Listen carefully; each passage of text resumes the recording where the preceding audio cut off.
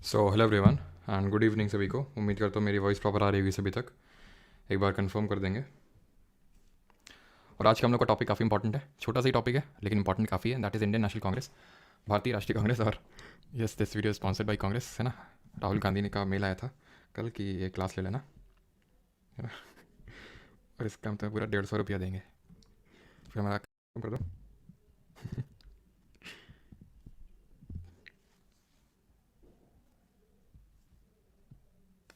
चलो मैं चेक कर। चलो एग्जांपल जो माइंड में आ रहा था वो नहीं देंगे, बस सिंपल से ऐसे समझो कि जैसे फॉर एग्जांपल ये बड़ी सी हमें जो चीज़ पार्टी दी है, फिर चलो मैं आपको एग्जांपल देता हूँ एक, कि जब हम सक्सेसफुल होते हैं, ठीक है, कि हम इस चीज़ में सक्सेसफुल हो गए, तो लोगों को तो लगता है कि हाँ मतलब सक्सेसफुल हो गए, और रातों रात मतलब जो बोलते हैं ना night success, over night success. लेकिन जो एक्चुअल में सक्सेसफुल होता है उसे पता है कि वो ओवर नाइट सक्सेस नहीं है, बल्कि उसके पीछे भी उसने काफ़ी सारे फेलियर्स रहे हैं और काफ़ी सारे सक्सेस भी छोटी छोटी रही हैं। तो उसी तरह इंडियन नेशनल कांग्रेस से जो बड़ा सक्सेस रहा, अब ये दिल पे नहीं लेगा कोई, मतलब हम प्री इंडिपेंडेंस सारी चीज़ें बात करें, ठीक है। तो ये जो इतना सक्सेसफुल रहा, ठीक, तो ऐसे नहीं कि एकदम से ये ओरिजिनेट हो गया इंडियन नेशनल कांग्रेस। क्या अपना माइक अपना क्या लिखते हो कमेंट में। चलो तो अभी इस पे फोकस करो जो मैं बता रहा हूँ, ठीक है। तो इंडियन नेशनल कांग्रेस के पहले भी कुछ छोटे छोटे ऐसे एसोसिएशंस बने एक तरह से इंडियंस के द्वारा अपनी आवाज़ को ब्रिटिशर्स के सामने रखने के लिए। अब देखिए दो तरह के लोग होते हैं, या फिर उस टाइम पे भी दो तरह के लोग थे। एक वो जो थोड़े से कट्टर टाइप थे, यानी कि नहीं सीधे हम बंदूक के नीचे नहीं उतरेंगे, लाठी वगैरह ये सब डंडे चलाएंगे, यानी कि थोड़े उग्रवादी थे। एक थोड़े नरमवादी थे, ठीक है, यानी कि वो पिटिशंस लिख के ब्रिटिशर्स के सामने अपनी बात सामने रखते थे कि हाँ ऐसी ऐसी प्रॉब्लम्स और इसको सही किया जाए। तो इसलिए जो लिटरेट इंडियंस हम बोल सकते हैं कि उनका एसोसिएशन बनता रहा है, पहले मेनली उन्हीं का बना है। एसोसिएशन उनका हमें देखने को नहीं मिला जो थोड़े से उग्रवादी हैं, क्योंकि वो एकदम इस पर एसोसिएशन बनाने में विश्वास नहीं रखते हैं, ठीक। तो इंडियन नेशनल कांग्रेस हम पढ़ें उससे पहले हम कुछ इंपॉर्टेंट एसोसिएशंस देख लेते हैं जो कांग्रेस के बनने से पहले बने। सबसे पहले बंग भाषा प्रकाशिका सभा। इसकी अगर बात करें तो 1836 में बना था। ये राजा राम मोहन राय के जो एसोसिएट थे मेनली उन्होंने बनाया था। एसोसिएट मतलब उनके जो एक तरह से बोल सकते हैं जो साथ में लोग रहते थे, उन्होंने इसकी स्थापना करी थी 1836 में। यहाँ पे हमें सिर्फ इतना याद रखना है कब बना, किसने बनाया, बस। और कुछ हमें इसके रिगार्डिंग डिटेल्स ज़्यादा जानने की जरूरत है नहीं।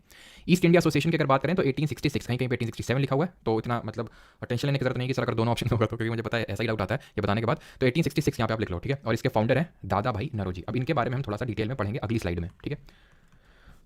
दादा भाई नौरोजी तो ये काफ़ी इंपॉर्टेंट पर्सनैलिटी है। अगर मैं बात करूँ दादा भाई नौरोजी की, तो काफ़ी इंपॉर्टेंट पर्सनैलिटी, और इनसे क्वेश्चन बनने के बहुत ज़्यादा चांसेस रहते हैं। और किस किस तरह के क्वेश्चन बनेंगे वो भी हम देखेंगे। पूना सार्वजनिक सभा की अगर बात करें तो ये 1870 के टाइम पे बनता है, 1870 के टाइम पे, और ये बनाते हैं मेनली एम जी रानाडे। कौन? M G Ranade. Indian League की अगर बात करें तो ये इंडियन लीग बनता है इन द ईयर 1875, 1875। यहाँ पे सब ऑर्डर में लगे हुए हैं, और इसको बनाया था शिशिर कुमार घोष ने। शिशिर कुमार घोष जो है इसके फाउंडर हैं इंडियन लीग के। अब थोड़ा सा आगे हम बढ़ें और बाकी एसोसिएशंस देखें उससे पहले, या फिर चलिए हम पहले एसोसिएशन ही देख लेते हैं और उसके बाद हम दादा भाई नौरोजी के बारे में चीज़ें देखेंगे। इंडियन एसोसिएशन की अगर मैं बात करूं तो 1876, याद करिए 1875 में इंडियन लीग बनता है, और देन इंडियन एसोसिएशन, या फिर इसी को हम इंडियन नेशनल एसोसिएशन भी बोल देते हैं। अगर इंडियन नेशनल एसोसिएशन करके पूछ ले तो भी आपको पता होना चाहिए कि दोनों सेम चीज़ ही हैं। 1876 में ये बनता है, और इसके मेनली जो फाउंडर थे सुरेंद्र नाथ बनर्जी, सुरेंद्र नाथ बनर्जी एंड आनंद मोहन बोस, ठीक है, आनंद मोहन बोस इसके फाउंडर रहे in the year 1876। Then coming on to the Bombay presidency association, ये कब बनता है? ये उसी साल बनता है जिस साल कांग्रेस का गठन होता है 1885 में, और मद्रास महाजन सभा उसके एक साल पहले 1884 में बनती है। इसके फाउंडर्स हमें याद करने की जरूरत नहीं है, बॉम्बे प्रेसिडेंसी एसोसिएशन की हम देख लेते हैं। तो ये है हमारे फिरोज शाह मेहता, ठीक है, फिरोज शाह मेहता, के टी तिलांग, ठीक है, और बदरुद्दीन तैयब जी, ठीक है, बदरुद्दीन तैयब जी। और यही लोग जो मैं नाम लिख रहा हूँ ना यहाँ पे, फिरोज शाह मेहता, के टी तिलांग, बदरुद्दीन तैयब जी, सुरेंद्र नाथ बनर्जी, आनंद मोहन बोस, यही लोग कांग्रेस की फॉर्मेशन में इन्वॉल्व थे। अगर मैं स्पेसिफिकली इंडियन नेशनल एसोसिएशन की बात करूं, सुरेंद्र नाथ बनर्जी और आनंद मोहन बोस जी ने जो बनाया, इनमें इन लोगों की मेन डिमांड ये थी कि एक्चुअल में ये कर दिया गया था कि जो इंडियन सिविल सर्विसेज का जो एग्जाम होता था, तो इंडियंस के लिए मैक्सिमम एज को कम कर दिया गया था। अब आप खुद ही सोचो कि अगर मैक्सिमम एज को कम कर दिया, जैसे फॉर एग्जाम्पल आज किसी एग्जाम को देने के मान लेते हैं, सीपीयू एग्जाम देने के लिए जनरल कैटेगरी 25 मैक्सिमम एज है, उसको रिड्यूस करके अगर मान लो 20 कर दिया जाए तो प्रोटेस्ट तो होगा ना। तो उसी को एड्रेस करने के लिए इंडियन नेशनल एसोसिएशन का गठन किया जाता है। अच्छा कमेंट में बताइए, who was the first Indian to qualify for Indian civil services? Who was the first Indian, पहले भारतीय कौन थे? तो यहाँ पे तो जगह नहीं है, यहाँ पे मैं लिख देता हूँ, ठीक है। First Indian to qualify ICS, that is Indian civil services. तो यहाँ पे मैं ब्लू से लिख देता हूँ, and that is Satyendra Nath Tagore. हमारे 1863 में इन्होंने क्रैक किया था एग्जाम, ठीक है, सत्येंद्र नाथ टैगोर, ठीक है। तो ये हमारे एसोसिएशंस बने, इनके बारे में हमें पता होना चाहिए कि कौन कौन से एसोसिएशंस बने। अभी आ जाते हैं हम दादा भाई नौरोजी जी के रिगार्डिंग कुछ चीज़ें पढ़ते हैं जो कि बहुत इंपॉर्टेंट है। एक तो चीज़ ये है कि कांग्रेस के 3 बार प्रेसिडेंट रहे थे, वो हम बाद में भी देख लेंगे कि कब कब प्रेसिडेंट रहे। लेकिन सबसे पहले ही was the first British Indian MP। इसका मतलब क्या है? इसका मतलब ये है कि मेंबर ऑफ पार्लियामेंट है ब्रिटेन की संसद में। जैसे कि अभी ऋषि सुनक है, प्योरली इंडियन तो उनको नहीं बोल सकते, लेकिन फिर भी कहीं ना कहीं उनके रूट्स इंडिया से ही है, तो वो क्या है, प्राइम मिनिस्टर है अभी इस समय पे। लेकिन वो ये दादा भाई नौरोजी जी हमारे मेंबर ऑफ पार्लियामेंट बन चुके हैं, सबसे पहले इंडियन नहीं थे। एक्चुअल में दादा भाई नौरोजी लंदन गए थे पढ़ाई करने के लिए, देन उसके बाद ये एक्चुअल में कंपनी सेटअप करने के लिए गए थे। कंपनी वहाँ पर रन करती थी ब्रिटेन में ही, तो उसमें पार्टनर बनने के लिए गए। देन कुछ डिस्प्यूट्स हो गए, उसके बाद इन्होंने खुद की दादा नौरोजी एंड कंपनी जो है खोल दी, और उसके बाद वहाँ पे धीरे धीरे वो प्रोग्रेस करते गए, और वहाँ पे वो लिबरल पार्टी के थ्रू मेंबर ऑफ पार्लियामेंट बने, ठीक है। तो ये चीज़ आपको पता होनी चाहिए। And he was the first Indian who calculated, और first person who calculated India की नेशनल इनकम, यानी कि भारत की राष्ट्रीय आय की इन्होंने इसको कैलकुलेट किया। एंड नॉट ओनली दिस, अभी नेशनल इनकम होता क्या है, हम लोग इकोनॉमिक्स से बहुत अच्छे से पढ़ेंगे, अर्थशास्त्र में आप में से काफी लोगों ने पढ़ भी लिया होगा, जो पिछले बैच वाले होंगे, हम लोगों ने अच्छे से टॉपिक को डील कर लिया है, ठीक है, नेशनल इनकम को। और इन्होंने पॉवर्टी लाइन भी सबसे पहले, वो अनऑफिशियल थी, इस तरह से कोई ऑफिशियल नहीं थी, बट हाँ पॉवर्टी लाइन सबसे पहले जो है इन्होंने दी थी। तो नेशनल इनकम को कैलकुलेट किया, यानी कि राष्ट्रीय आय को, और जो गरीबी रेखा है उसको सबसे पहले उन्होंने कैलकुलेट करने का काम किया, फिर देने का काम किया दादा भाई नौरोजी जी ने। ये एक पारसी कम्युनिटी से बिलोंग करते थे, एंड बीइंग अ पारसी इन्होंने एक न्यूज़पेपर निकाला, दैट वाज रस्त गुफ्तार, या फिर पत्रिका निकाली रस्त गुफ्तार, किसके लिए, पारसी कम्युनिटी के लिए निकाली, ध्यान रखिएगा, ठीक है, क्वेश्चन इस पे भी आ चुके हैं, पारसी कम्युनिटी के लिए, ठीक है। एंड वेरी इंपॉर्टेंट, इनकी एक बुक है, and that is poverty and un British rule in India, poverty and un British rule in India, ठीक है। और ये आपको ऐसे याद करनी है, ऐसे नहीं कि हिंदी में सर बता दीजिए, तो हिंदी में सच नहीं होगा, ठीक है। तो बुक है ये, poverty and British rule in India. ये अगर दादा भाई नौरोजी जी की बात करें तो क्योंकि लंदन में गए थे, वहाँ पे पढ़ाई की, वहाँ पे उन्होंने बिजनेस किया, तो ऑब्वियस सी बात है कि थोड़ा सा वेस्टर्नाइजेशन तो होगा। मेरे कहने का मतलब है कि उन्होंने वेस्टर्न एजुकेशन का सपोर्ट किया, लेकिन इन्होंने ढंग से क्लास भी लगाई ब्रिटिशर्स की। इन्होंने ये बोला, इसमें इस पर्टिकुलर बुक में इन्होंने ड्रेन थ्योरी की बात कही। ड्रेन थ्योरी किस चीज़ का ड्रेन, ड्रेन मतलब होता है निकासी, किस चीज़ की निकासी, पैसे की निकासी, धन निष्कास सिद्धांत इसको बोलते हैं हिंदी में, वेल्थ ड्रेन थ्योरी, वेल्थ को किस तरह से ड्रेन कर रहे हैं, किस तरह से लूट रहे हैं ब्रिटिशर्स इंडिया से, उस बात की जो है यहाँ पर चर्चा करी इस बुक में दादा भाई नौरोजी जी ने। ये चीज़ आपको पता होनी चाहिए। And he was the first who use the Swaraj for the first time, used the word Swaraj for the first time. कब यूज़ किया था वो हम देखेंगे, कांग्रेस के कौन सा सेशन था उसमें यूज़ किया था वो अभी हम देखेंगे। बट ये सारी चीज़ें आपको पता होनी चाहिए दादा भाई नौरोजी जी के रिगार्डिंग, जो यहाँ पे मैंने चीज़ें लिखी। यहाँ तक अगर किसी को कोई डाउट हो तो पूछ लेगा, किसी का कोई डाउट यहाँ तक?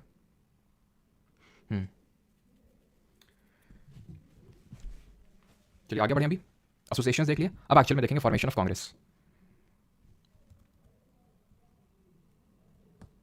बिल्कुल सही। अच्छा वो उसका ईयर आप लिख रहे हो 1905 नहीं है रजनीश कुमार, 1906 होगा, काफी लोग 1906 लिख रहे हैं। वो कालकाटा सेशन हुआ था 1905 जो है बनारस में हुआ था, उसको गोपाल कृष्ण गोखले ने प्रेसाइड किया। तो उन सारी चीज़ें देखेंगे अभी, ठीक है, ओके ठीक। चलिए आगे बढ़ते हैं फिर।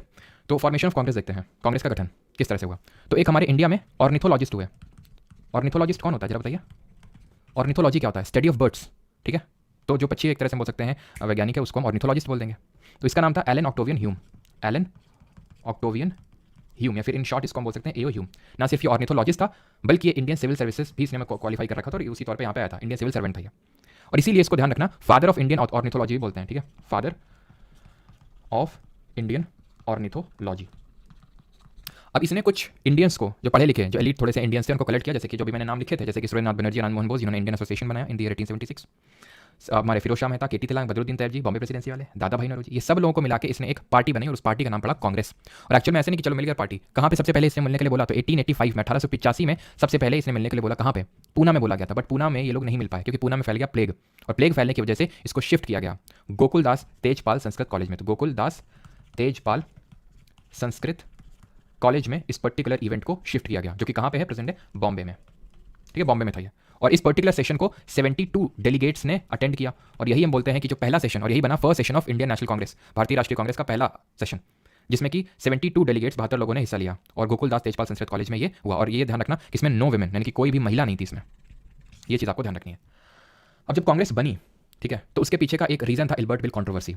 बात है 1884 की, 1884 की, जब हमारे यहाँ पे हुआ करते थे वॉइस रॉय कौन, ध्यान रखिए अभी 1858 के बाद की बात कर रहे हैं, तो वॉइस रॉय टर्म मैं यूज़ कर सकता हूँ, राइट। याद करिए जब हम लोगों ने देखा था 1858 का जो क्वींस प्रोक्लेमेशन आया था, उससे क्या हुआ था, उससे तो ईस्ट इंडिया कंपनी अबॉलिश हो गई थी, सेक्रेटरी ऑफ जनरल की पोस्ट क्रिएट की गई थी, जो कि एक ब्रिटिश एमपी होगा, 15 मेंबर की काउंसिल दी गई थी असिस्ट करने के लिए, और गवर्नर जनरल ऑफ इंडिया भी वॉइस रॉय बन चुका था, तो ये और इंडियन आर्मी की स्ट्रेंथ कम करी गई थी। तो ये सारी चीज़ें हमने देखी थी। तो उस समय 1884 के टाइम पे रिपन हुआ करता था। तो रिपन के बारे में हम अभी पढ़ेंगे, ठीक है, कुछ गवर्नर जनरल्स के बारे में भी आज हम पढ़ेंगे 4-5। तो रिपन उस समय हुआ करता था 1884 में। तो इस और उस टाइम पे इल्बर्ट हुआ करता था लॉ कमीशन का, जो इसका एग्जीक्यूटिव काउंसिल था, उसका ये चेयरमैन था, ठीक है, लॉ मेंबर था, एक तरह से बोल सकते हो लॉ मेंबर था इल्बर्ट। ये जो मैंने आपको चीज़ बताई कि एग्जीक्यूटिव काउंसिल का लॉ मेंबर था, वो रटने की जरूरत नहीं है, ये मैंने इसलिए बताया ताकि आपको पता हो कि रिपन अलग है, इल्बर्ट अलग है, और इल्बर्ट रिपन से नीचे है। तो इल्बर्ट को इसने, रिपन जी ने बोला कि आप एक ऐसा है, फिर मेन क्योंकि जो रिपन था उसके आगे हम लॉर्ड लगा सकते हैं। अब यहाँ पे आप देखिएगा मैं लॉर्ड वगैरह नहीं, बहुत ही अवॉइड करूँगा लगाना, ठीक है, क्योंकि लॉर्ड पहले थे, अब नहीं हमारे लिए, ठीक है, क्योंकि हम आज़ाद हो चुके हैं। लेकिन रिपन थोड़ा सा उदारवादी था, थोड़ा लिबरलिस्टिक बोल सकते हैं, और इसने काफ़ी थोड़ी सी अच्छी चीज़ें करी इंडियंस के लिए, और उनमें से एक अच्छी चीज़ इसने करने का सोचा, ये जो बिल आया, एक्चुअली मैं इसको इल्बर्ट बिल इसलिए बोल रहा हूँ बिकॉज इसको कंपोज इल्बर्ट ने किया था, लेकिन इसका ये मेन पूरा जो एक्ट था that was criminal procedure code amendment act 1884। मैं फिर से रिपीट करता हूँ, वैसे आपको मतलब याद करने की जरूरत नहीं है, criminal procedure code amendment act of 1884। इसके थ्रू एक तरह से रेशियल डिस्क्रिमिनेशन खत्म करने का सोचा रिपन ने इन दी जुडिशरी। कैसे होता ये था कि जुडिशरी ने हमारी न्यायपालिका में उस समय, अगर मान लो कि ये कोई इंडियन है, ठीक है, और जुडिशरी में जज दो तरह के हो सकते हैं, या तो वो इंडियन हो सकता है, ठीक है, या वो यूरोपीय हो सकता है। तो अगर ये इंडियन है और इसने कुछ क्राइम किया है, सस्पेक्ट है, तो इसको ये भी ट्राई कर सकते हैं, इसके अंदर भी ट्रायल चल सकता है और इनके अंदर भी ट्रायल चल सकता है, कोई इसमें कुछ भी दिक्कत नहीं है। लेकिन अगर मान लो ये यूरोपियन है, मेनली यूरोपियन कौन बचा, कौन था, ब्रिटिशरी तो बचे थे, ठीक है। तो इसका ट्रायल जो है सिर्फ यूरोपियन के अंडर में ही चल सकता है, इंडियन के अंडर में ट्रायल नहीं चल सकता है। लेकिन इस चीज़ को रिपन ने इस बिल के थ्रू खत्म करने की कोशिश करी, और जब ये चीज़ सामने आई लोगों के, तो ब्रिटिशर्स ने इसका खूब विरोध किया। ना सिर्फ वो ब्रिटिशर जो इंडिया में रह रहे हैं, बल्कि जो ब्रिटेन में भी रह रहे हैं, उन्होंने खूब विरोध किया। और जब ये विरोध किया तो रिपन को ये बिल वापस लेना पड़ा। रिपन बहुत इंटेलिजेंट अगर देखा जाए, उसने अपने नाम पर बिल नहीं रखा क्योंकि उसको पता था कितना बैकलैश आने वाला है। तो रिपन को ये वापस लेना पड़ा और फिर इसको अमेंड करके फिर से लाना पड़ा, जहां पे अब ये हुआ कि अगर कोई मान लेते हैं कि कोई इंडियन जज ट्रायल कर रहा है किसी यूरोपियन या फिर मेनली ब्रिटिशर का, तो उसमें जूरी एक बनेगी। जूरी मतलब ग्रुप ऑफ जजेस बनेंगे। ग्रुप ऑफ जजेस जैसे एक जज नहीं होगा, उसमें मल्टीपल होंगे, 3, 5 और नंबर ऐसे, और 50% वो उसमें जूरी में यूरोपियन जजेस होंगे। इस तरह से जैसे आप प्रेजेंट टाइम में देखते हैं CJI होता है, चीफ जस्टिस ऑफ इंडिया होता है, और अदर जजेस होते हैं, उस तरह से। ठीक। तो ये जब चीज़ देख रहे थे इंडियंस, तो उनको ये लगा कि अच्छा मतलब खुद को इतना सुपीरियर मानते हो, क्योंकि गोरे हो इसलिए खुद को इतना सुपीरियर मानते हो, यानी कि तुम्हारा तो रेशियल डिस्क्रिमिनेशन खत्म करने का कोई विचार ही नहीं है। बातें तो बड़ी बड़ी हैं, लेकिन ये यहीं से साफ एक तरह से जाहिर हो गया इंडियंस को कि रेशियल डिस्क्रिमिनेशन खत्म नहीं करना चाहते। तो ये एक तरह का कॉज, इमीडिएट कॉज माना जाता है for the formation of Indian national Congress. इसलिए मैंने यहाँ पे इल्बर्ट बिल आपको बताया। ठीक। अब आते हैं डिफरेंट थ्योरीज कांग्रेस को जो बनी, तो उसमें डिफरेंट लोगों के डिफरेंट ओपिनियंस थे। जैसे कि लाला लाजपत राय जी ने सेफ्टी वॉल थ्योरी दी। उनका यह मानना था कि जिस तरह से 1857 की क्रांति हुई थी, एकदम सिपाही म्यूटिनी जिसको हम बोलते हैं, सिपाही विद्रोह, क्योंकि उसमें सिपाहियों ने बहुत विद्रोह किया और फिर और भी लोग जुड़े, महाराजा भी कुछ जुड़े। तो 1857 में हुआ था कि डिसकंटेंट एक तरह से जो आक्रोश अंदर ही अंदर बढ़ रहा था और वो एकदम से फूट पड़ा। तो उस तरह का जो आक्रोश अंदर ही अंदर जो प्रेशर बन रहा है, उसको प्रेशर को रिलीज करने के लिए सेफ्टी वॉल्व के तौर पर ये एक्ट करेगी कांग्रेस, ऐसा लाला लाजपत राय का कहना था। तो ये ब्रिटिशर ने, क्योंकि एलन ऑक्टेवियन ह्यूम तो ब्रिटिशर ही था, तो लाला लाजपत राय ने अपनी एक जर्नल आता था जिसका नाम था यंग इंडिया, उसमें यह बात कही कि इन अंग्रेजों ने जो है कांग्रेस को बस इसीलिए बनाया है ताकि जो प्रेशर अंदर से वो बनेगा तो उसको कांग्रेस के थ्रू रिलीज कर देंगे। रिलीज कैसे कर देंगे कि भाई कांग्रेस वाले से बोलें कि लोगों को थोड़ा सा मना लो, कि तो लोगों से बोल दो नहीं, जो हम बिल लाएं इस अच्छे के लिए लाएं। तो लाला लाजपत राय मतलब एक तरह से अगेंस्ट में थे इसके बनने पे। कॉन्स्पिरेसी थ्योरी RP दत्त ने दी थी। इनका ये मानना था कि भाई ये जो कांग्रेस बनी है ये कॉन्स्पिरेसी के थ्रू बनी है, मतलब कि कॉन्स्पिरेसी इन द सेंस कि कुछ गलत करने के लिए, तो ये भी एक नेगेटिव साइड में ही थी थ्योरी। लाइटनिंग कंडक्टर थ्योरी रखी थी गोपाल कृष्ण गोखले ने, जो कि गांधी जी के पॉलिटिकल गुरु भी हैं। अब ये तो अगर हम देखें, अगर आप में से कुछ लोग जानते होंगे, तो गोपाल कृष्ण गोखले थोड़े से मॉडरेट साइड में थे, यानी कि कुछ ऐसा विद्रोह टाइप नहीं करते थे। जैसे लाल बाल पाल हम सुनते हैं, तो थोड़े से विद्रोही टाइप थे, जैसे लाला लाजपत राय, बाल गंगाधर तिलक और बिपिन चंद्र पाल। लेकिन गोपाल कृष्ण गोखले तो बहुत ही मॉडरेट टाइप थे, है ना। तो एक्चुअल में ये जो theory lightning conductor theory against में नहीं है। इन्होंने ये बोला था कि हाँ, हमें ये बात पता है कि एओ ह्यूम ने इसीलिए हो सकता है बनाई हो सेफ्टी वॉल्व के लिए, ताकि जो भी एक्स्ट्रा प्रेशर बने वो रिलीज किया जा सके और इस तरह से अपने फायदे के लिए बनाई हो। लेकिन अगर हम भी कुछ अगर ऐसा करेंगे, मतलब कि कुछ भी अगर, क्योंकि हम इस तरह का अगर पॉलिटिकल ऑर्गेनाइजेशन बनाते तो ब्रिटिशर हमें रोक देते, ब्रिटिशर हमें बनाने ना देते, और हम कुछ भी एक्टिविटीज के थ्रू करते तो ब्रिटिशर हमें करने ना देते, रोक देते। तो इसलिए वो हमारे लिए जो है एक शील्ड की तौर पे एक्ट करेगी कांग्रेस या फिर जो एओ ह्यूम है। तो उस वही से आया ये लाइटनिंग कंडक्टर थ्योरी। क्लियर। अब इसमें डफरिन के भी कुछ ओपिनियन थे। डफरिन उस समय वॉइसरॉय हुआ करता था जब कांग्रेस बनी। ठीक है। तो जब कांग्रेस बनी ना, अच्छा जल्दी से बताइए, जब 1857 का रिवोल्ट हुआ, when who was the governor general, कौन था गवर्नर जनरल ऑफ इंडिया? जब कांग्रेस बनी तो डफरिन वाज द वॉइसरॉय। अब ये जो डफरिन है, जो वॉइसरॉय था उस समय, इसका कहना था कि Congress is a factory of sedition. Congress को उसने फैक्ट्री ऑफ सेडिशन बोला। फैक्ट्री ऑफ सेडिशन, सेडिशन का मतलब क्या होता है? सेडिशन का मतलब होता है राजद्रोह। सेडिशन का मतलब होता है राजद्रोह, राजद्रोह की फैक्ट्री, यानी कि जो कांग्रेस वाले हैं ये राजद्रोह फैलाएंगे। जिस तरह 1857 की क्रांति हुई और उस तरह की फिर से क्रांति हो सकती है, क्योंकि कांग्रेस वाले राजद्रोह फैला रहे हैं कांग्रेस को बना के। तो ये डफरिन का मानना था जो समय वॉइस रहा था। ठीक है। और ये थ्योरी मैंने बता दी, इसको सेफ्टी वॉल थ्योरी हिंदी में बोलते हैं, और कॉन्स्पिरेसी थ्योरी को हिंदी में षड्यंत्र सिद्धांत बोल सकते हैं। ठीक है, षड्यंत्र सिद्धांत।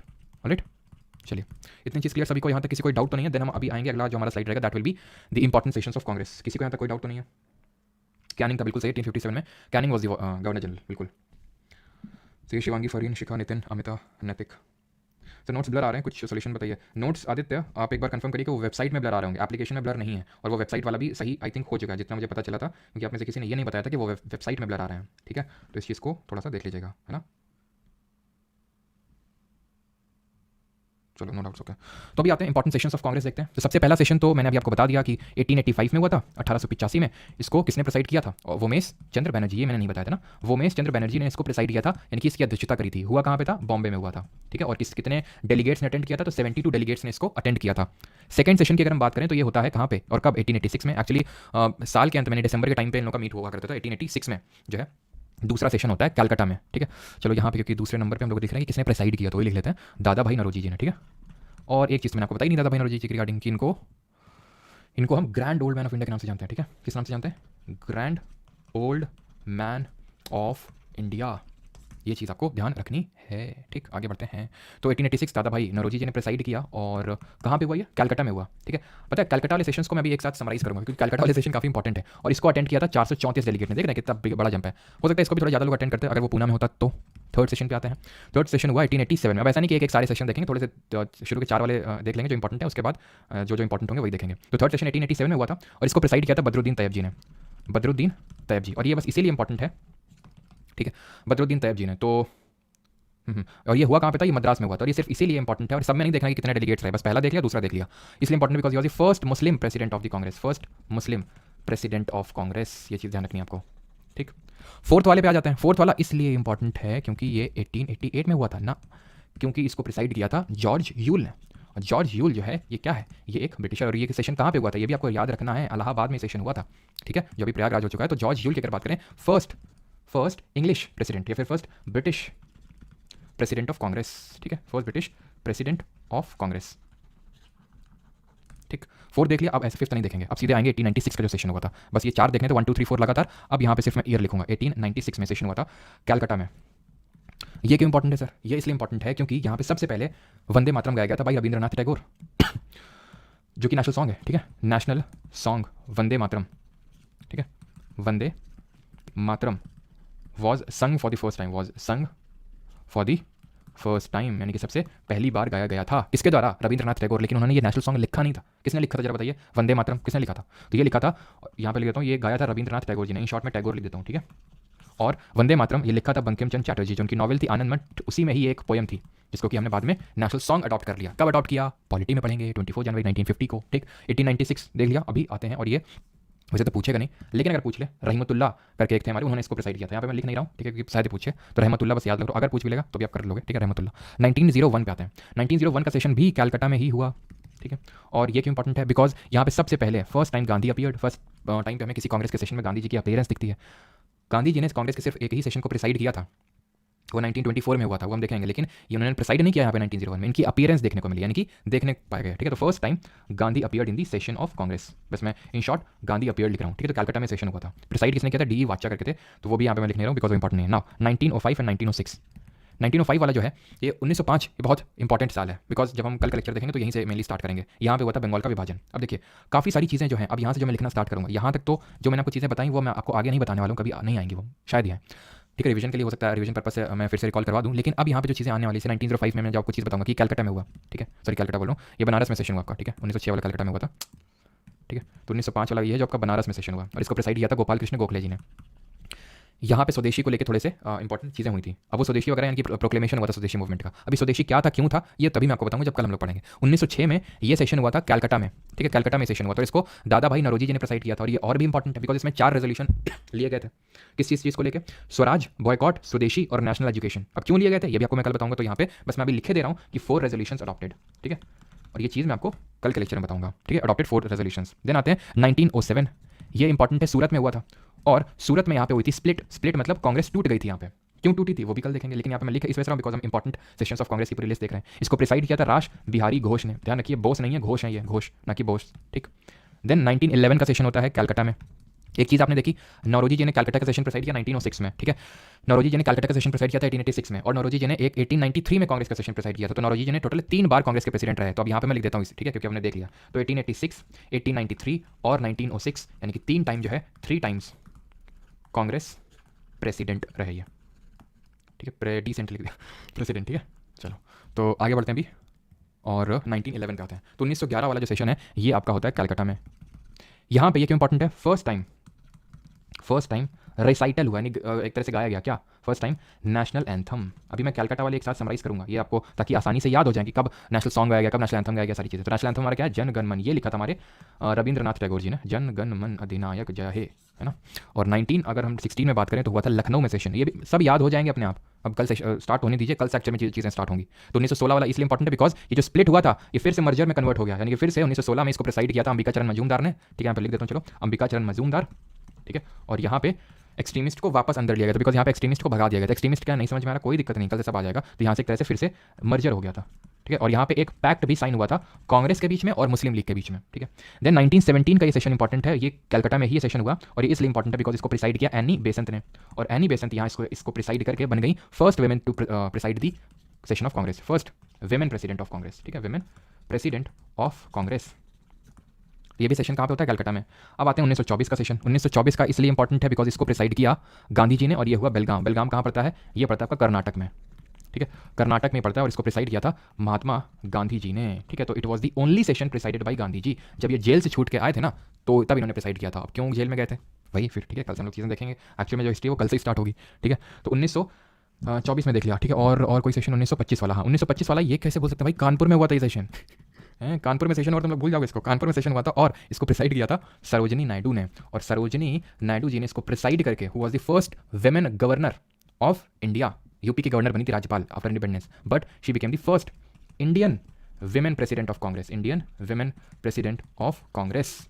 तो एक तरह से एनी बेसेंट पहली विमेन प्रेसिडेंट हुई कांग्रेस की, और सरोजिनी नायडू पहली इंडियन, क्योंकि एनी बेसेंट इंडियन तो थी नहीं ना, इसलिए 1925 का हो गया। 1929 वाला इंपॉर्टेंट है, बहुत बहुत इंपॉर्टेंट है ये बस इतना याद रखो, लाहौर में हुआ और जवाहरलाल नेहरू ने इसको प्रिसाइड किया था। बाकी तो इसको रिगार्डिंग हम चीज़ें आगे देखेंगे, बहुत सारी चीज़ें। 1931 वाला भी बहुत इंपॉर्टेंट है, ये कराची में हुआ, ठीक है, और इसको प्रिसाइड किया सरदार पटेल जी ने। तो जब हम लोग आगे देखेंगे इन सेशन, इन 1929 वाले और 1931 को डिटेल में, 1924 को ऐसे डिटेल में नहीं देखने वाले, हाँ रेपिटेशन होगा जब मैं आपको बताऊंगा कि गांधी जी जेल से छूट के आए फिर उन्होंने कांग्रेस के सेशन को प्रिसाइड किया, ठीक है, इसका भी रेपिटेशन नहीं होगा, लेकिन ये चीज़ हम लोग अच्छे से देखेंगे, तब यहाँ पे आप आके चीज़ें नोट कर सकते हैं कि हाँ इसमें ये हुआ था, ठीक है। बता इसलिए नहीं हो बिकॉज ऑफ फालतू में टाइम वेस्ट ही होगा हमारा, ठीक है, क्योंकि जब मैं फिर से आपको बताऊंगा आगे तो इसका मतलब क्या भी करने का। तो 1931 में कराची में सेशन हुआ था, सरदार पटेल जी ने प्रिसाइड किया था। देन 1937, ये मैं आगे नहीं बताऊंगा, तो इसको अच्छे से नोट कर लीजिएगा, और ये सेशन हुआ था फैज़पुर में, फैज़पुर में सेशन हुआ था, इसको नेहरू जी ने प्रिसाइड किया था। इंपॉर्टेंट ये इसलिए है क्योंकि it was the first session to be held in a village, first session held in village, यानी गांव में होने वाला ये पहला सेशन बना, ठीक। और यहाँ पे मुझे एक और स्लाइड क्रिएट करनी पड़ेगी, रुक जाओ।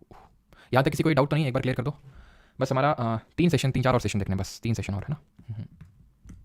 चलिए, तो 1937 वाला देख लिया, उसके बाद 1938, ठीक है। 1938 का इंपॉर्टेंट क्यों है, बिकॉज इसको सुभाष चंद्र बोस जी ने प्रिसाइड किया था। इसको भी हम लोग देखेंगे आगे जब हम लोग पढ़ेंगे, ठीक है। इसको थोड़ा सा डिटेल में देखना पड़ेगा। हरिपुरा में सेशन हुआ था ये, क्योंकि इसमें थोड़ा सा विवाद हो गया था, ठीक है। यहाँ पे एक नेशनल प्लानिंग कमेटी भी बनती है, जिसके पहले चेयरमैन नेहरू जी बनते हैं। ये 1938 में नेशनल प्लानिंग कमेटी का गठन करते हैं बोस जी, और उसके पहले प्रेसिडेंट बनते हैं नेहरू जी, ठीक। और 1939 का जो है ये कहाँ पे हुआ था, हरिपुर में, और ये वाला हुआ था, इसको प्रिसाइड किया था राजेंद्र प्रसाद ने। एक्चुअल में प्रिसाइड करने वाले थे बोस जी ही, चुनाव जीत गए थे प्रेसिडेंटशिप के, लेकिन उन्होंने फिर रिजाइन दे दिया क्योंकि मतभेद हो गए थे गांधी जी और इनके बीच में, ठीक है। तो त्रिपुरी में ये सेशन हुआ था, और यहाँ पे बोस जी ने रिजाइन कर दिया और अपनी खुद की पार्टी बना ली विद इन द कांग्रेस, जिसका नाम है all India forward block, in the year 1939। And the last session before independence was 1946 का सेशन। इसको प्रिसाइड किया था हमारे किसने, JB कृपलानी, ठीक है, JB कृपलानी, जिनको हम आचार्य कृपलानी के नाम से भी जानते हैं, और ये सेशन हुआ था मेरठ में। अब हम कुछ चीज़ें समराइज कर लेते हैं। जैसे मैंने आपको बोला था कलकत्ता में जो सेशंस हुए थे उनको मैं आपके लिए समराइज करूंगा।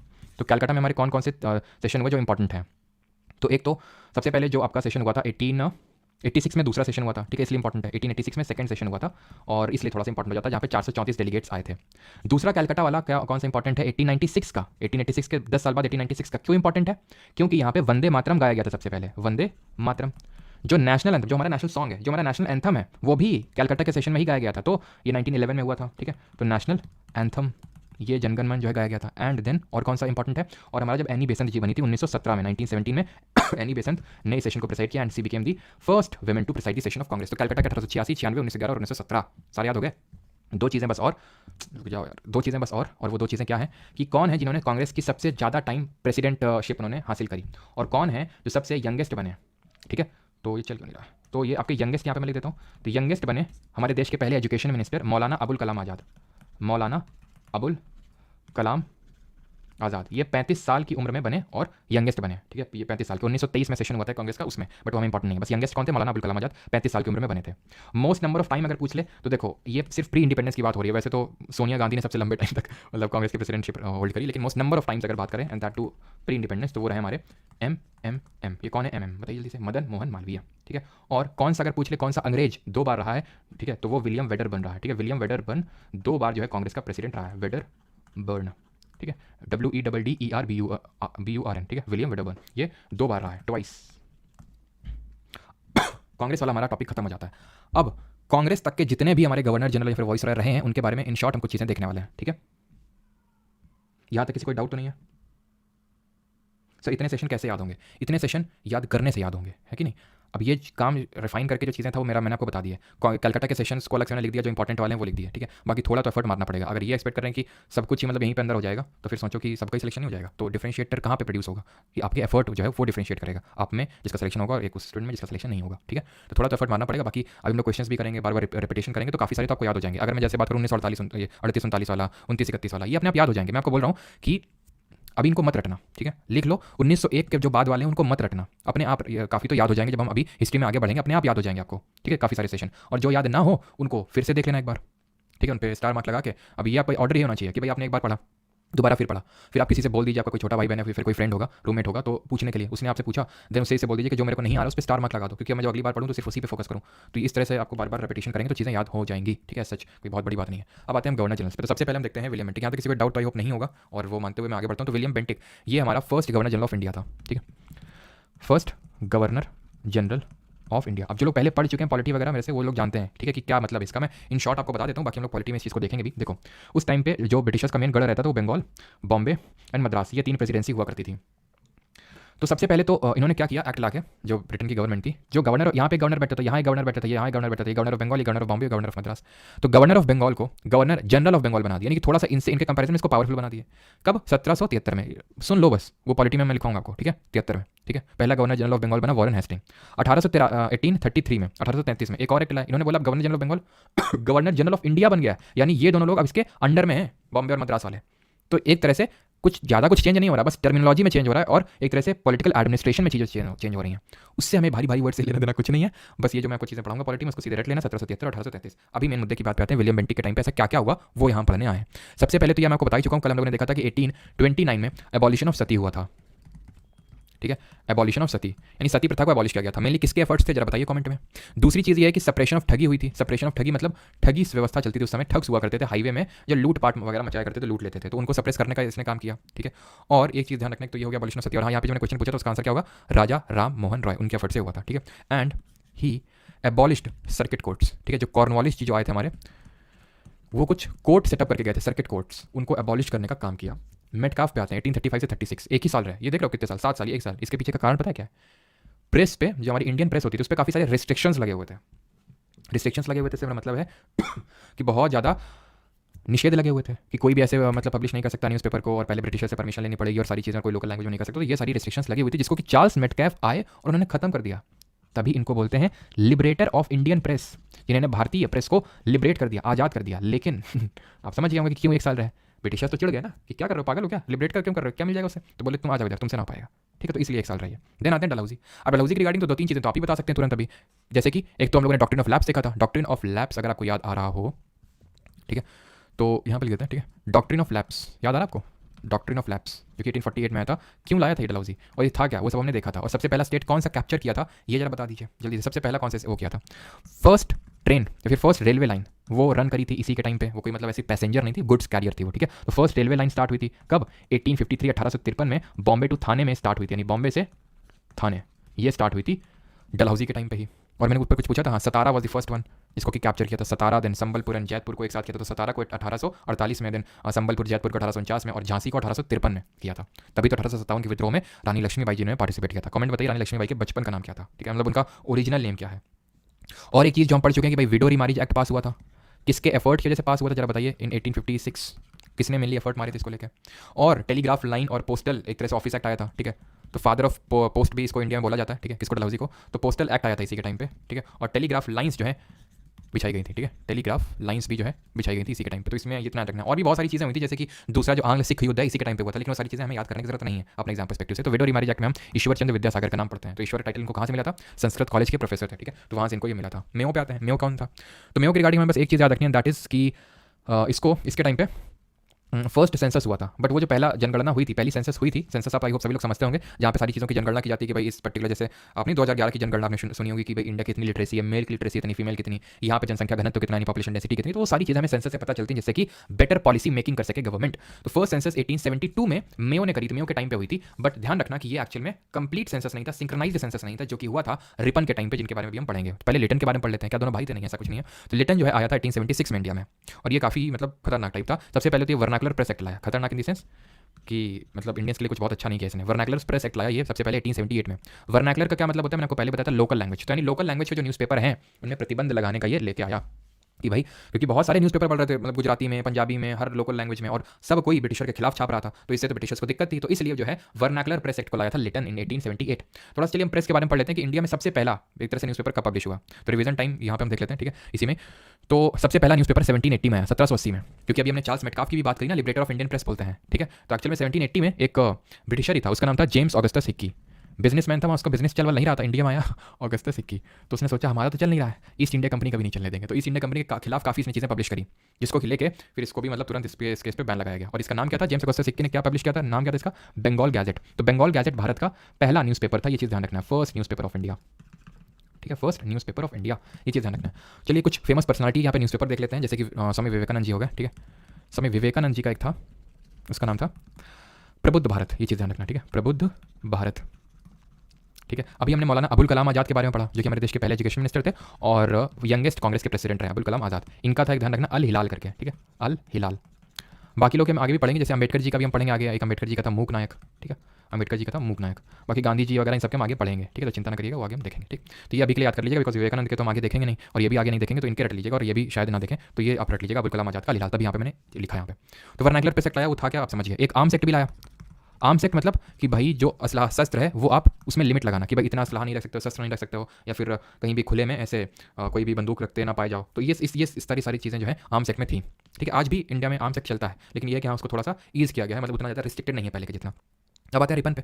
तो रिपन में तो सबसे पहले तुमने यही देखा कि इल्बर्ट बिल कॉन्ट्रोवर्सी हुई थी इसके टाइम पे, इल्बर्ट बिल कॉन्ट्रोवर्सी हुई थी इसके टाइम पे, एक चीज़ तुमने यही देखी थी, और इसने इस वर्नाकुलर प्रेसेट को लिबरेट किया। तभी मैंने बोला रिपन थोड़ा सा उदारवादी था, इसने इंडियंस के लिए अच्छी चीज़ें करी, ठीक है। तो ही रिपील्ड, यानी किसने खत्म कर दिया क्या, वर्नाकुलर प्रेस एक्ट जो था, ये चीज़ आपको समझ में आ गई। और तीसरी चीज़ जो आपको याद रखनी है, दैट इज कि जो पहला कंप्लीट या फिर फर्स्ट सिंक्रोनाइज्ड, या फिर हम बोल सकते हैं कंप्लीट जो सेंसस हुआ वो इसी के टाइम पे हुआ, फर्स्ट सिंक्रोनाइज्ड या फिर कंप्लीट सेंसस जनगणना इसी के टाइम पे हुई थी। कब, 1881, 1872 में मेयो ने करवाई थी, बट वो इनकम्प्लीट एक तरह से आप मान सकते हैं।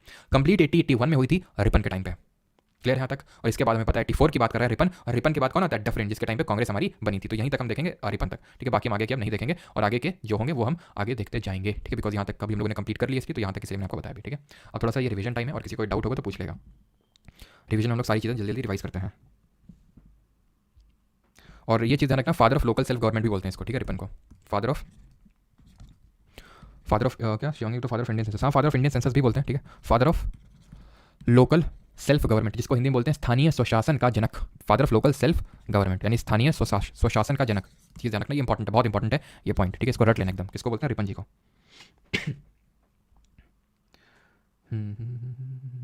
क्या चीज़, जीशान अख्तर 1836 से 48 तक कौन था, मिटकॉफ के बाद 1836 से पूछे, 1836, तो इसके बाद एक एलन बोरो आया था, वो सब इंपॉर्टेंट नहीं है, ठीक है। 48 तक पूछा ना, तो एक तो एलन बोरो आया था, फिर एक हार्डिंग आया था, ठीक है, वो सब याद करने की जरूरत नहीं है, क्योंकि उन्होंने ऐसा कुछ बहुत इंपॉर्टेंट काम नहीं हुआ था उनके टाइम पे, फिर उन्होंने कुछ ऐसा इंपॉर्टेंट काम नहीं किया था, तो हम नहीं पढ़ेंगे, ठीक है। ऑकलैंड हो गए, आपके एलन बोरो हो गए, और आपके ये हार्डिंग हो गए, इनके बारे में नहीं पढ़ना है, ठीक है। हाँ, seat straight and deep breath. चलिए तो फिर आगे बढ़ते हैं और थोड़ा सा रिवीजन कर लेते हैं, देन फिर हम बढ़ेंगे क्वेश्चंस की तरफ, ठीक है। देखो भावना गुप्ता ने सबसे सही पॉइंट यहाँ पे याद दिलाया, दैट इज कि इसके टाइम पे वुड्स डिस्पैच भी तो आया था, कल हम लोगों ने पढ़ा था, ये आपने किसी ने याद ही नहीं दिलाया। 1854 में वुड्स डिस्पैच, जिसको कि हम क्या बोलते हैं, Magna carta of Indian education भी बोलते हैं, ठीक है। तो वुड्स डिस्पैच 1854 इसी के टाइम पे आया था। क्वालिटी है तो सत्यम, आई थिंक इतना 1080p 150 रुपये देगा, अच्छा है। चलो भाई तो रिवीजन स्टार्ट करते हैं। तो आज हम लोगों ने क्या क्या पढ़ा जल्दी से। तो सबसे पहले तो हम लोगों ने पढ़ा कि कांग्रेस से बनने के पहले कौन कौन से सेशंस हुए, तो मतलब कौन कौन से ऑर्गेनाइजेशंस बने। 1836 में बंग भाषा सभा बनी, राजा राम मोहन राय के एसोसिएट्स में बनी, नॉट दैट मच इंपॉर्टेंट। 1875 में थोड़ा सा इंपॉर्टेंट है, इंडियन लीग बनी थी, शिशिर कुमार घोष ने बनाई थी। 1876 में थोड़ा सा इंपॉर्टेंट है, लेकिन उससे पहले तुम दो भूल गए। 1866 में, फिर 1867 में ईस्ट इंडिया एसोसिएशन दादा भाई नौरोजी, लोग जो कि लंदन में बनती, ध्यान रखना, ईस्ट इंडिया एसोसिएशन लंदन में बनाते हैं दादा भाई नौरोजी। देन 1870 में पूना सार्वजनिक सभा MG रानाडे, महागोविंद रानाडे जी बनाते हैं MG Ranade. Then 1875 Indian League by Shishir Kumar Ghosh, ठीक है, Indian League by Shishir Kumar Ghosh. 1876 Indian Association या फिर इंडियन नेशनल एसोसिएशन, इसको बनाते हैं सुरेंद्र नाथ बनर्जी और आनंद मोहन बोस। देन 1884 में मद्रास महाजन सभा, और 1885 में बॉम्बे प्रेसिडेंसी एसोसिएशन, जिसको बनाते हैं फिरोज शाह मेहता, KT तिलांग और बदरुद्दीन तैयब जी। फिर हमने देखा कि 1884 में एक criminal procedure code amendment act आया, इल्बर्ट बिल उसको बोलते हैं, रिपन के टाइम पे। तो कंट्रोवर्सी क्रिएट हो गई, और कंट्रोवर्सी की वजह से एक पार्टी का जन्म होता है, and that is Indian national Congress. Allan Octavian Hume उसका फाउंडर है, एओ ह्यूम जो कि एक ऑर्निथोलॉजिस्ट और इंडियन सिविल सर्वेंट था।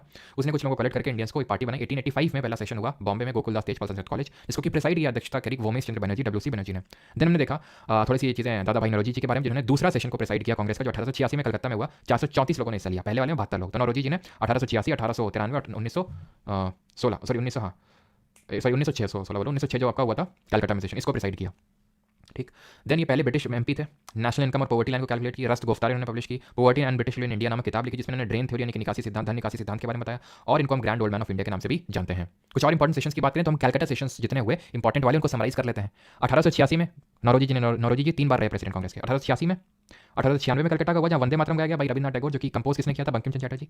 1896 के बाद हमारा 1911 का, जहाँ पे नेशनल एंथम सबसे पहले गाया गया, राष्ट्रीय गान जनगण मन, ठीक है। तो ऐसे याद कर लो 1911 में गाया गया, और हम लोग 11 कैसे, 11 थोड़ा सा लाइन टाइप लग रहा है, और हम लोग स्कूल में लाइन लगा के खड़े होते थे नेशनल एंथम को गाने के लिए, है कि नहीं, तो थोड़ा सा वैसे याद कर लो। और 1917 में होता है कलकत्ता में सेशन, जिसको कि Annie Besant who was the first women to preside the session of Congress 1917 में। देन ये हमने कैलकाटा के सेशन देख लिया, बाकी के सेशन हम लोग कल से देख लेंगे इंपॉर्टेंट, तो वो फिर से रिवाइज करने की जरूरत नहीं, क्योंकि इसमें मैंने ज़्यादा जोर भी नहीं डाला। जो आगे नहीं हम करेंगे वो थोड़ा सा मैं रिवाइज करवा देता हूँ। 1937 में 1937 में फैजपुर में सेशन हुआ कांग्रेस को, जिसने नेहरू जी ने प्रेसाइड किया, and it was the first session to be held in a village, ठीक है। बाकी के सेशन हम लोग करेंगे आगे। And Madan Mohan Malaviya most number of time रहे हैं, और विलियम वेडरबर्न एक ऐसा वो रहा है, मतलब अंग्रेज, जो उसने 2 बार प्रेसाइड किया। पहला अंग्रेज कौन था, जॉर्ज ह्यूल 1888 में 4th सेशन को प्रेसाइड किया, इलाहाबाद में हुआ था। और पहला मुस्लिम कौन था, बदरुद्दीन तैयब जी, मद्रास में सेशन हुआ था, तीसरा वाला 1887 में। और सबसे यंगेस्ट कौन रहे, मौलाना अबुल कलाम आजाद, जिनका न्यूज़पेपर क्या नाम है, जल्दी से कमेंट में लिखो, अल हिलाल, ठीक है। तो अब हम बढ़ते हैं क्वेश्चन की ओर, चलिए। अरे यार फिर से वो डिस्कार्ड पे हो गया क्लिक, तुम लोग का पूरा टेक्स्ट चला गया, सब कुछ चला गया, और पता नहीं कैसे आता है वो कंट्रोल Z, तुम लोग बताते हो आता ही नहीं कंट्रोल Z से। ओफ, आ गया कंट्रोल Z से, तो पूरा आ गया, वाह मैजिक। लेकिन इन स्लाइड वाला नहीं है, फिर से दबाएं क्या, अरे वो चला गया यार, क्या हो रहा है ये, आया था चला गया।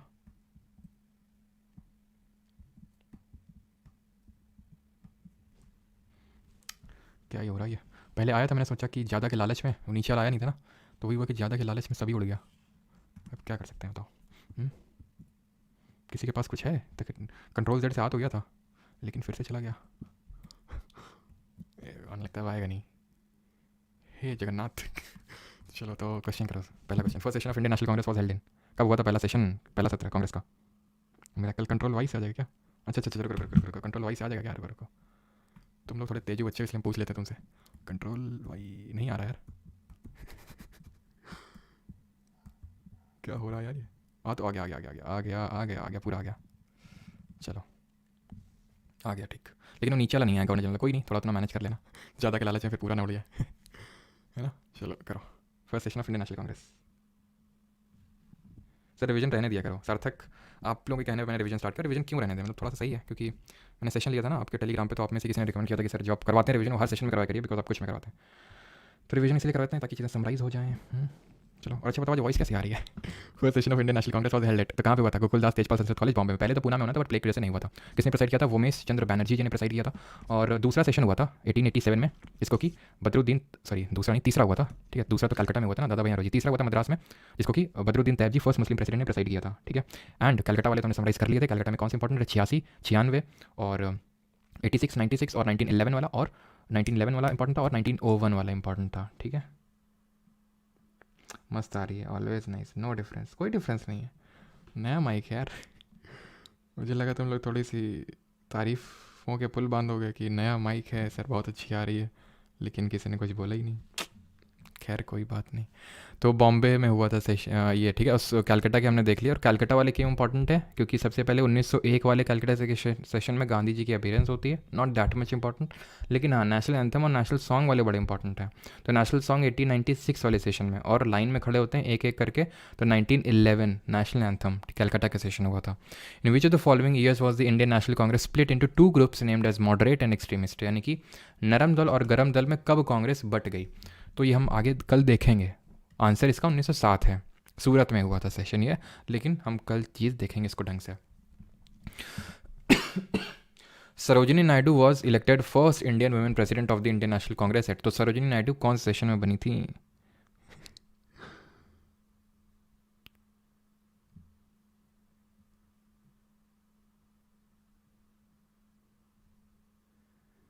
डॉल्बी एटम सराउंड साउंड, अच्छा चलो। तो सरोजिनी नायडू की अगर बात करें, हाँ बस इतनी भी तारीफ नहीं करनी थी, तो first Indian women president,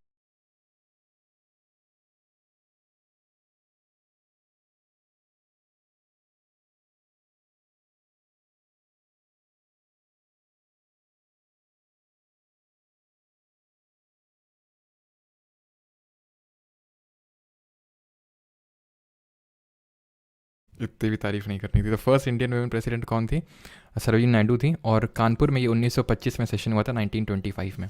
first women की बात करें तो एनी बेसेंट थी, जरा बताइए कौन सा सेशन था, कलकत्ता में तो हुआ था, वो तो आपको याद है क्योंकि कलकत्ता वाले समराइज किए थे, मतलब कब हुआ था ये बताना है आपको। How many delegates participated in the second session of the Indian national Congress, first में तो 72 लोगों ने प्रेसाइड किया था, बट जो सेकंड हुआ था उसमें 434 लोगों ने हिस्सा लिया था, ठीक है। और अगर हम बात करें, जो मैंने पीछे क्वेश्चन पूछा था एनी बेसेंट वाला, उसका आंसर होगा 1917 में वो सेशन हुआ था कलकत्ता में, ठीक है। अगला क्वेश्चन,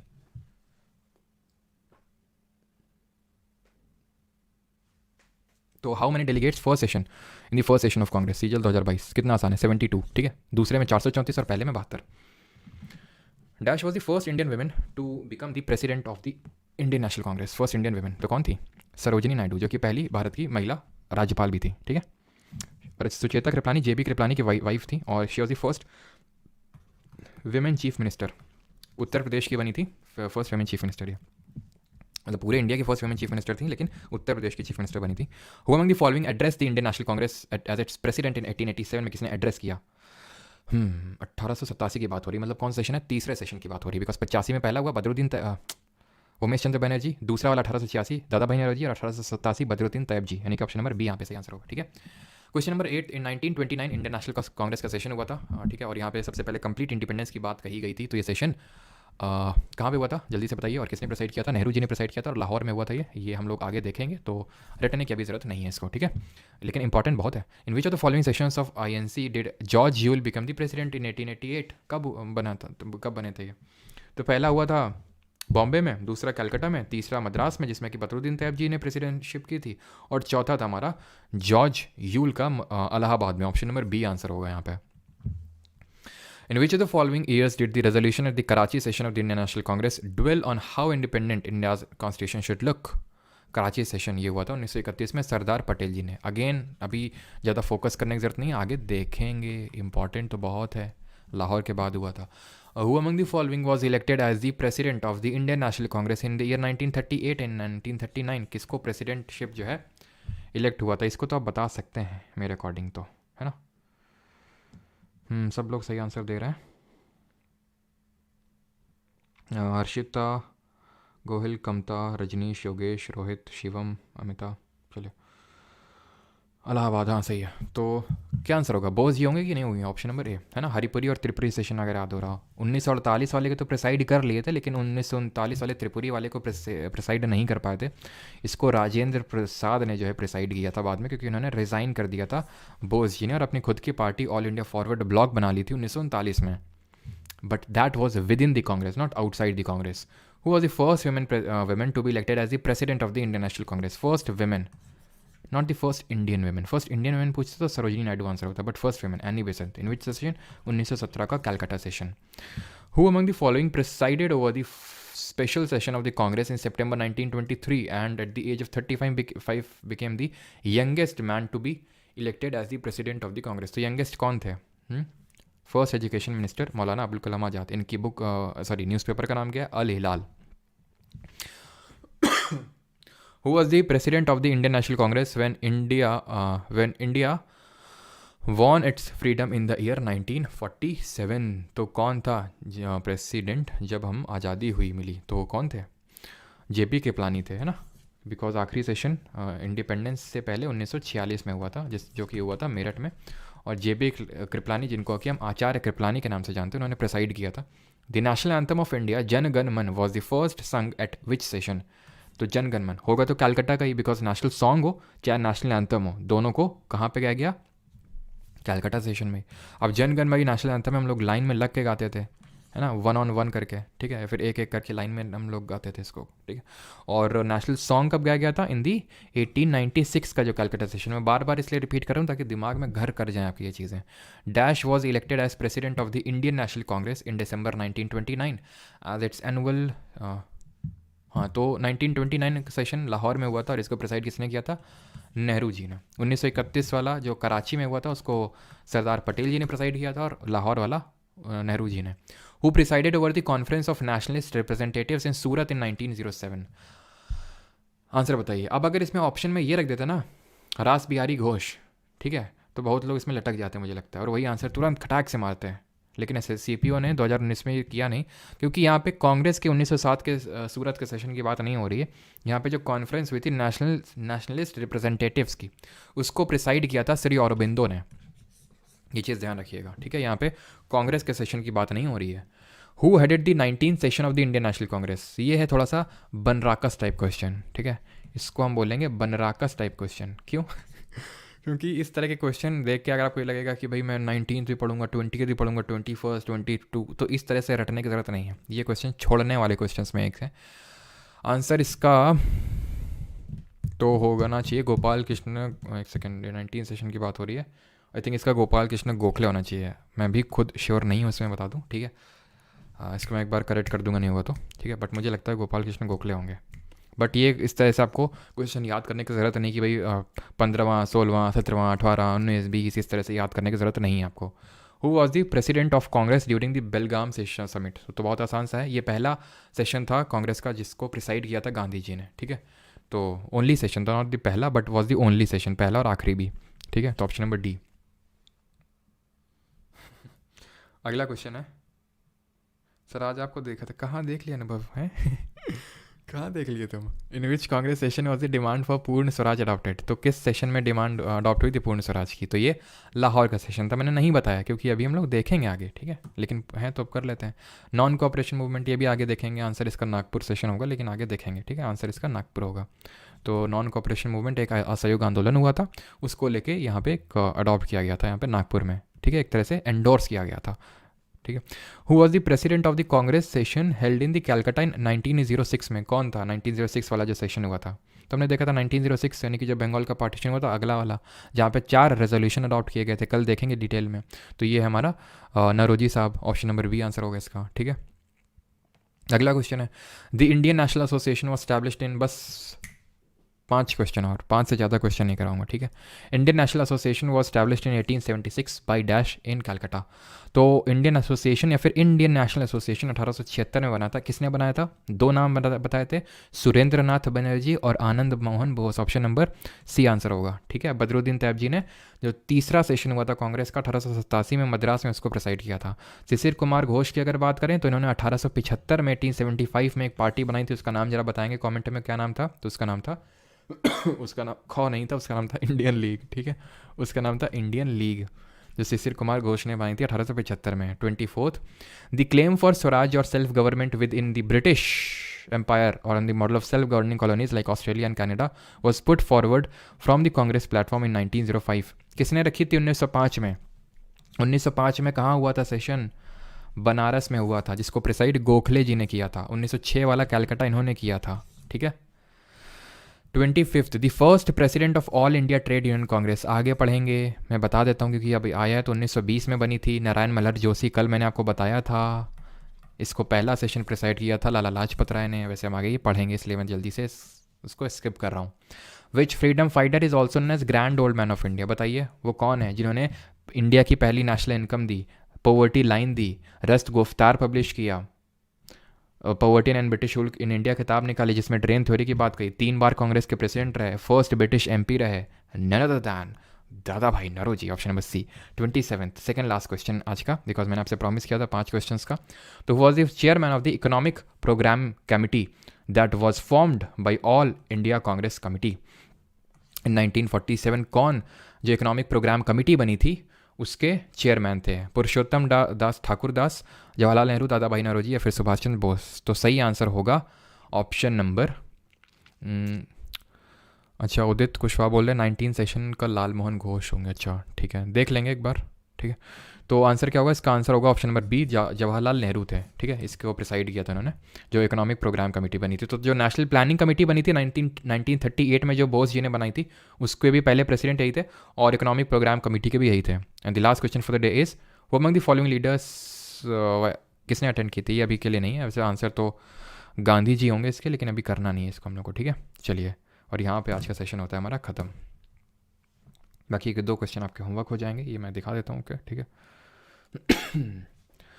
बड़ा आसान सा क्वेश्चन है, आप तुरंत मैच कर सकते हैं इसको, 2 भी मैच कर लेंगे, सरोजिनी नायडू वाला और सुभाष चंद्र बोस वाला, तुरंत निकल लाएगा इसका आंसर, ठीक है। और ये वाला क्वेश्चन, ठीक है। तो कौन था? चलिए, तो यहाँ पे हमारा आज का सेशन होता है ख़त्म। अच्छा 19 सेशन लाल मोहन घोष होगा, ठीक ठीक ठीक, चलो तो वही कर देते हैं। आगे मत बढ़ो भाई, रुक जाओ रुक जाओ रुक जाओ। कौन सा? अच्छा क्वेश्चन नंबर बताओ कौन सा था, क्वेश्चन नंबर कौन सा था? हाँ ये 18th, तो Lal Mohan Ghosh option number C ठीक।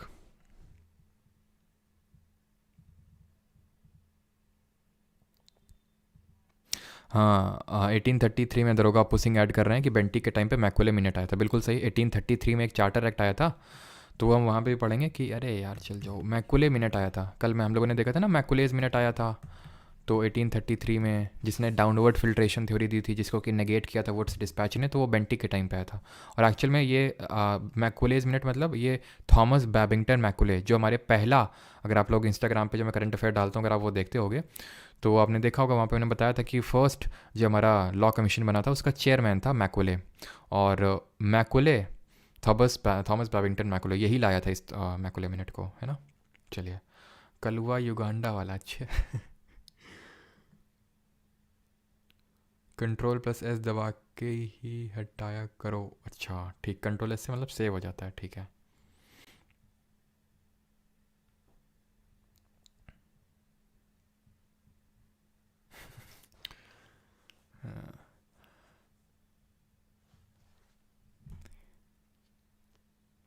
प्रोक्रेस्टिनेशन क्या बताना है प्रोक्रेस्टिनेशन के बारे में?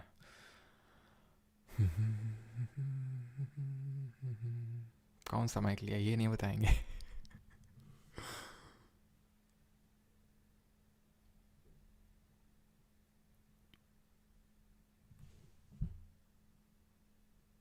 सर जयपुर मीटअप रख लो। अच्छा कब रख लें बताओ?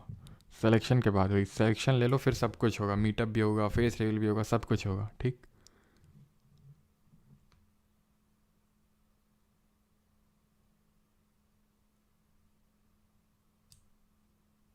Deep breath and sit straight, okay thank you. चलो राम राम सभी को और धन्यवाद। किसी को आई थिंक डाउट तो नहीं है? बिल्कुल, पपाई दास ने एक चीज़ सही ऐड करी है, and that is Hunter commission आया था, ठीक है, उस चीज़ को भी ऐड कर लीजिएगा यहाँ पे। हंटर कमीशन आया था और ये चीज़ सही ऐड करी है, रिपन जी के टाइम पे आया था, 1882 में ही आया था। यहाँ पे मैं एक सेकेंड इसको लिख लीजिएगा, ठीक है। रिपन के टाइम पे आया था ये, हंटर कमीशन था, 1882 में आया था ये हंटर कमीशन, जो कि एजुकेशन से रिलेटेड था, ठीक है। हंटर कमीशन इन ईयर 1882, ये एजुकेशन से रिलेटेड था, ध्यान रखिएगा, ठीक है।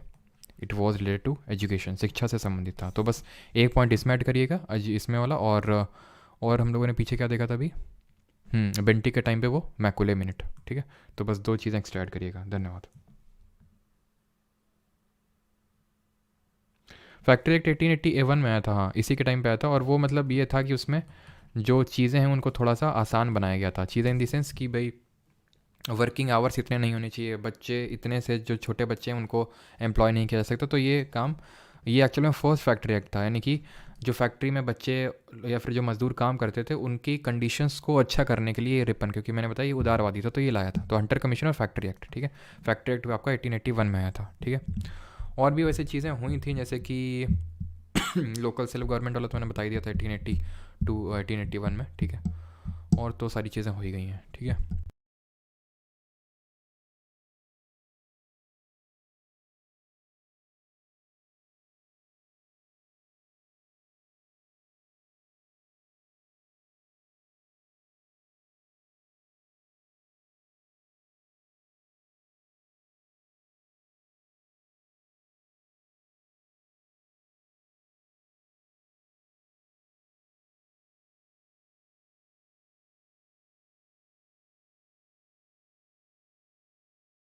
तो गाइस फाइनली आप में से जितने भी मेरे भाई लोग एसएससी 2024 का प्रिपरेशन कर रहे हैं, देखो कैसा भी तुम्हारा घर है ना, कितना भी देखो ये भी छोटा कमरा है, एक ऐसा ही स्टडी टेबल खरीद लो, या फिर जहां पर भी तुम्हारे घर में कंफर्टेबल हो बना लो, ठीक है। अपना मैप लगाना है मैप लगा दो, पढ़ने से कोई भी अगर रिलेटेड मटेरियल लगाना है वो लगा सकते हो आराम से, जिस तरीके से हमारे सागर भाई पढ़ाई कर रहे हैं, ठीक है। हालांकि ये दोस्त का कमरा है, वो बस देख रहे हैं।